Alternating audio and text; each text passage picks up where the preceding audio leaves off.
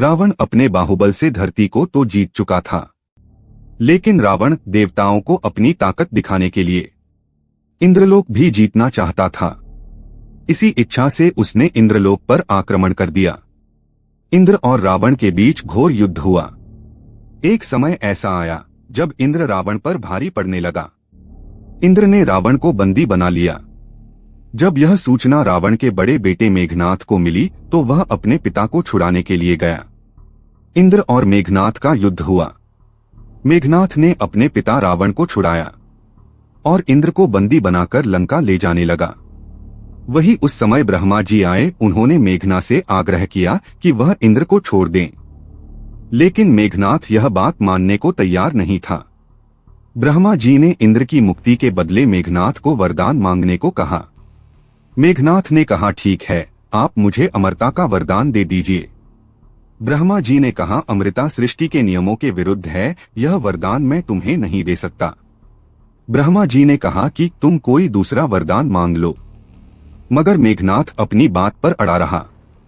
इसके बाद ब्रह्मा ने कहा कि अगर वो अपनी मूल देवी निकुंभला देवी का यज्ञ करेगा और वह यज्ञ जब संपूर्ण हो जाएगा तब उसे एक ऐसा रथ प्राप्त होगा जिस पर बैठकर वह किसी भी शत्रु के सामने युद्ध में पराजित नहीं हो पाएगा और न ही उसकी मृत्यु होगी।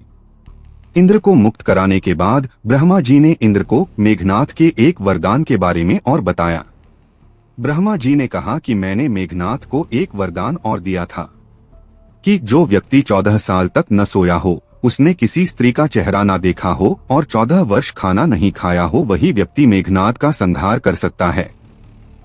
इस वरदान के चलते ही लक्ष्मण जी ही ऐसे व्यक्ति थे जो मेघनाथ को मौत के घाट उतार सकते थे, क्योंकि वो वनवास के दौरान 14 वर्षों तक सोए नहीं थे।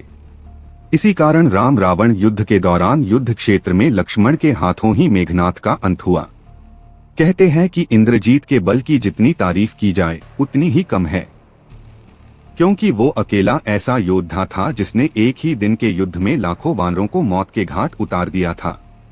और लंका में वह अकेला ऐसा योद्धा था जो पूरी वानर सेना को अपनी गर्जना से बिखेर सकता था, लेकिन अपने पिता के घमंड के कारण उसे भी मृत्यु प्राप्त हुई।